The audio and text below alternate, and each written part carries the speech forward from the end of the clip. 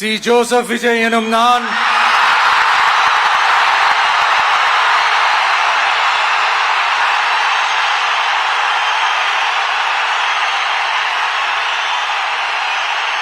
சட்டப்படி அமைக்கப்பெற்ற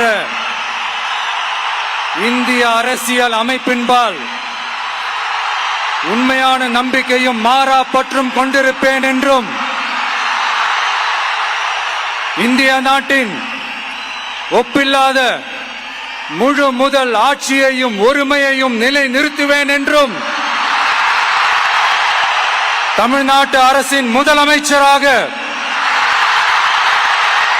உண்மையாகவும் உளச்சான்றின்படியும் என் கடமைகளை நிறைவேற்றுவேன் என்றும்